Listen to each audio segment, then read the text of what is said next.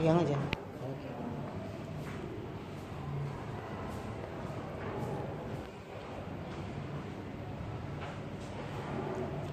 topik kita hari ini yang bicara tentang hubungan filsafat dengan hukum, ya.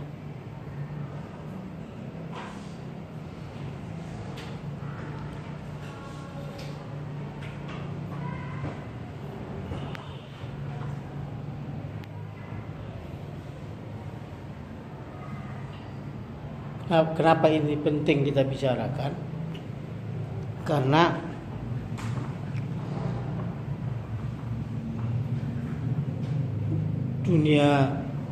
dunia perguruan tinggi itu memang identik dengan filsafat.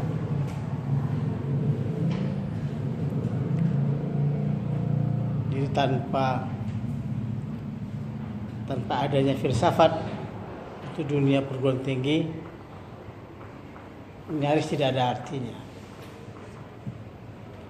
Kalau sebagai seorang akademisi, maka Anda wajib untuk memahami tentang filsafat.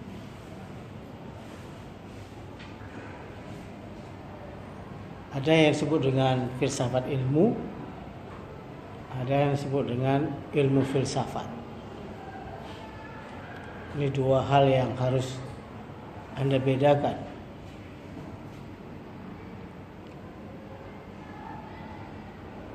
Meskipun berbeda, tapi dia sangat terkait erat.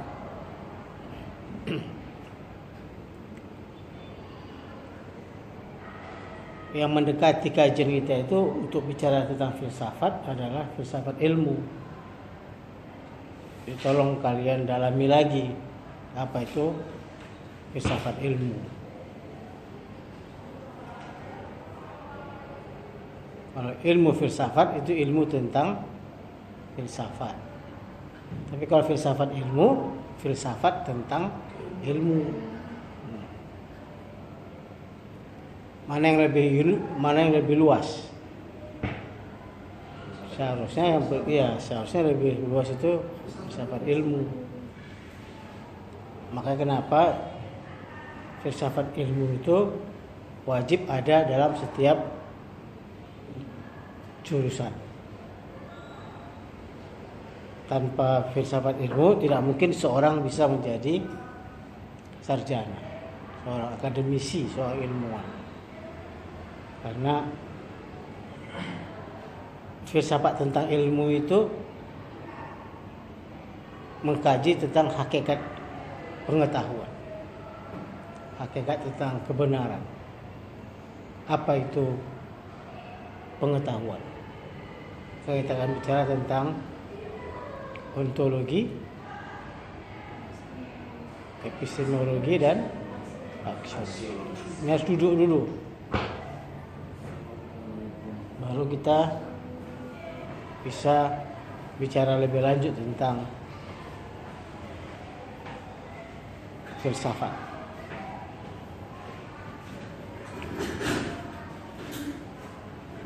Nah, filsafat adalah kegiatan berpikir.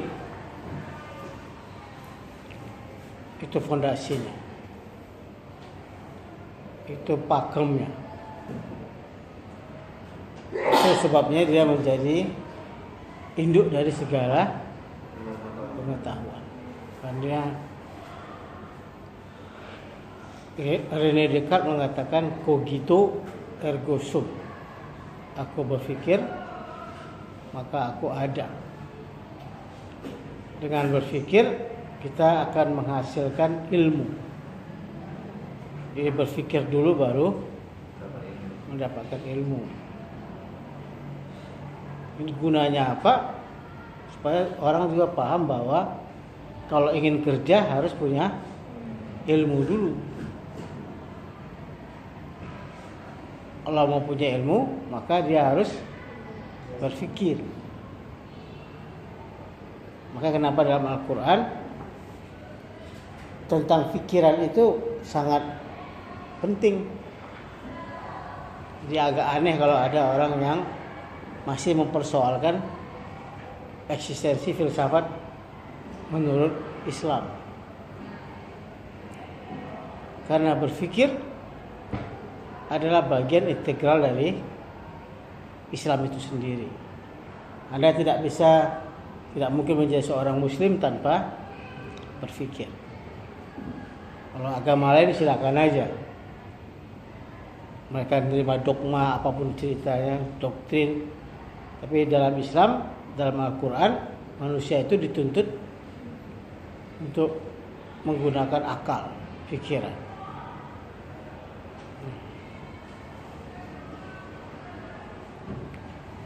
Dan malah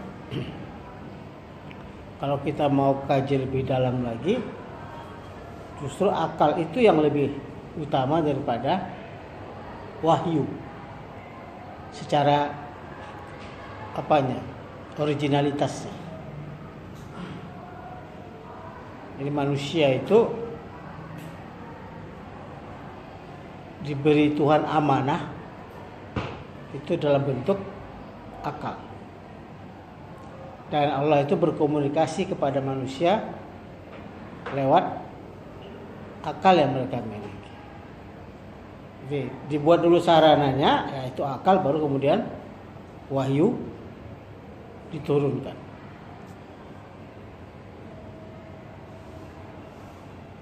Makanya cara mencapai kebenaran itu ada dua. Bisa lewat wahyu, tapi dominannya dalam kehidupan manusia, pencapaian kebenaran itu dicapai dengan penggunaan akal fikir. Tapi ini bukan untuk mendikotomikan atau membuat rel. Ada rel kebenaran akal, ada rel kebenaran wahyu. Itu tidak kita terima logika seperti itu.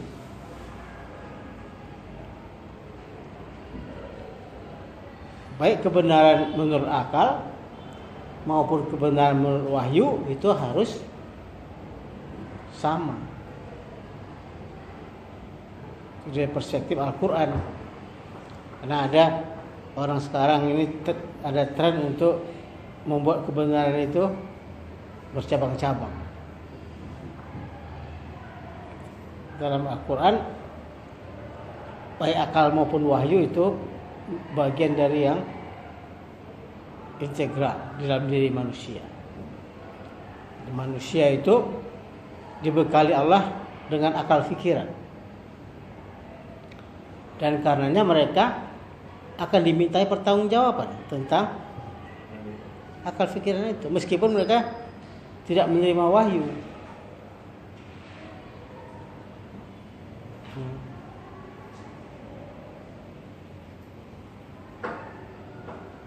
Itulah yang dimaksud dengan amanah itu. Ya, ketika Al-Quran mengatakan kami menawarkan amanah kepada langit, pada bumi, pada gunung-gunung, iya. Tapi mereka enggan menerimanya. Dan manusia menerimanya, amanah itu. Meskipun manusia itu cenderung jahulan, zuluman, jahil dan zolim. Tapi mereka nekat menerima amanah itu.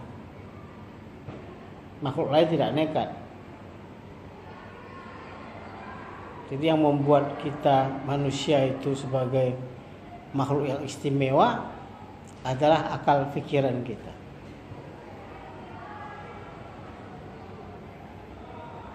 Makanya dalam konteks ini para malaikat itu mereka mengakui kehebatan manusia.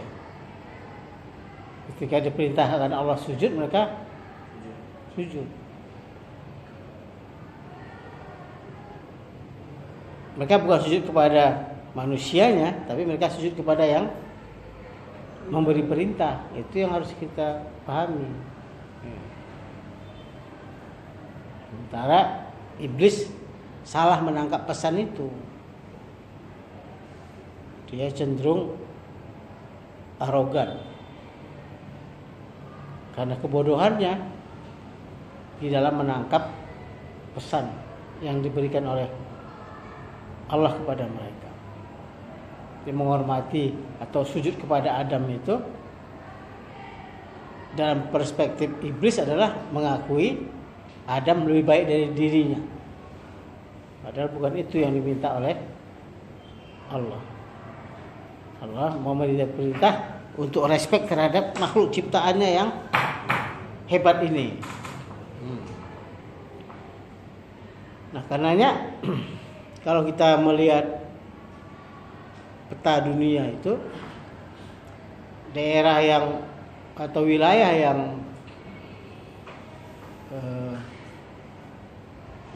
menerima wahyu dan ada wilayah yang tidak menerima wahyu. Meskipun bagi sebagian besar orang membedakan antara nabi dan rasul.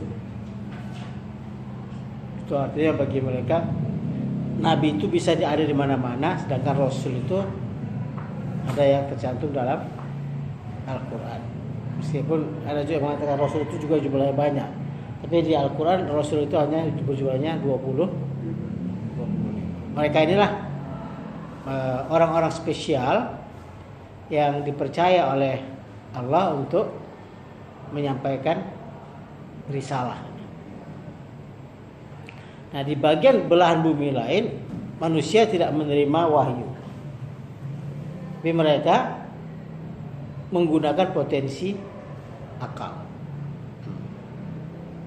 Ada dua jalur. Jadi dengan akal sebenarnya manusia bisa untuk mendapatkan atau untuk mencari hakikat tentang diri mereka. Karena mereka makhluk yang berpikir.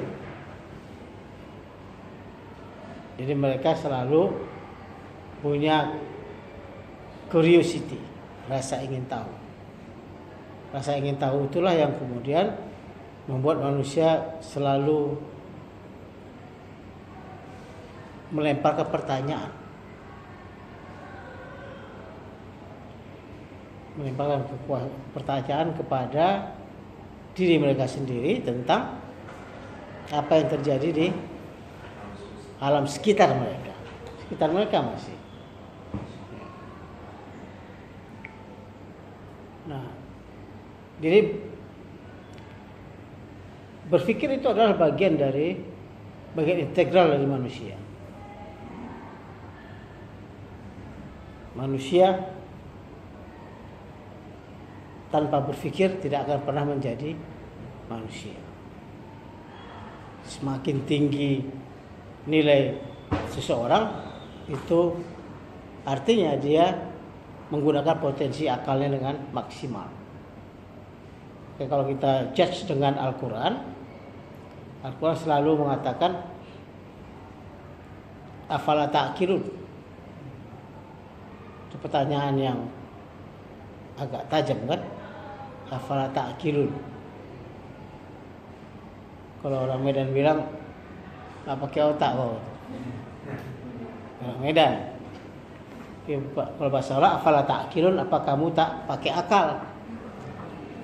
Afala tatafakkarun.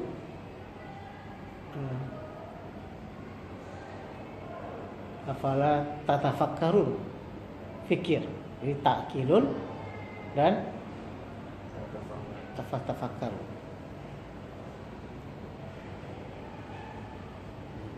Orang-orangnya sering disebut dengan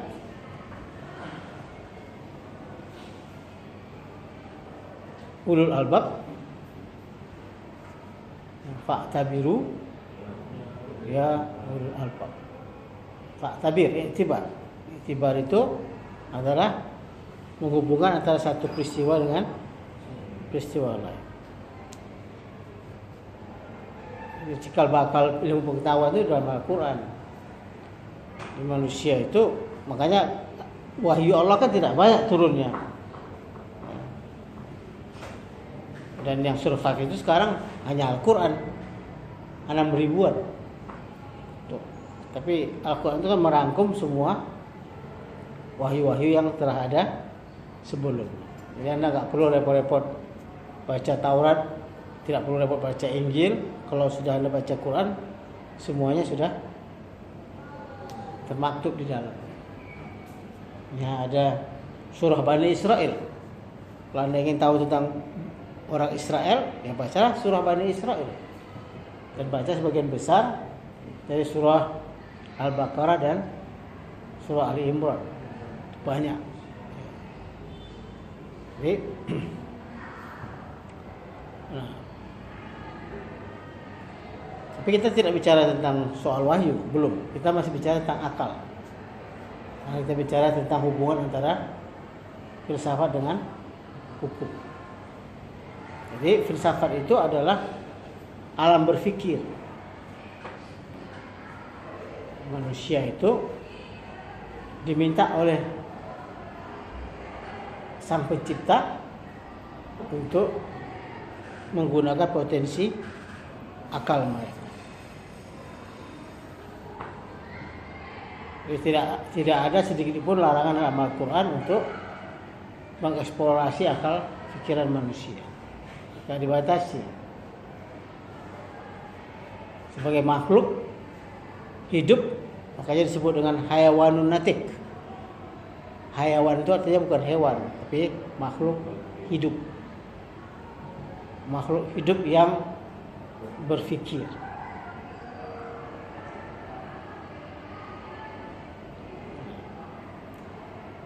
Jadi penggunaan pemikiran di dalam Islam itu penting. Tapi di belahan bumi lain itu sudah dipraktekkan terlebih dahulu. Nampak kan? Jadi kalau kita bicara tentang potensi penggunaan akal yang maksimal, itu ada di dunia Yunani. Oke? Ya kan? Ya, kita ketemu dengan orang-orang berkelas ya, seperti Aristoteles, Plato, Socrates, dan banyak lagi yang lain. Tetapi penggunaan pemikiran yang efektif itu hanya ada di dunia, kalau bilang di dunia, di belahan bumi yang menerima wahyu lewat para nabi dan para rasul. Itulah dunianya Bani Israel. Nampak? Jadi Bani Israel itu kalau kita mau runtun, atau kita runut mereka kita bisa runut dari Nabi Ibrahim yang paling awal. Kemudian Nabi Ibrahim punya anak bernama Ishak. Lalu Ishak punya anak bernama Yakub. Nah, dari Yakub inilah kata Israel itu muncul. Beliau punya anak berapa? 12 anak. 12 anak. Nah, salah satu anaknya inilah nanti yang diberi nama Yahuda. Tapi secara keseluruhan Al-Quran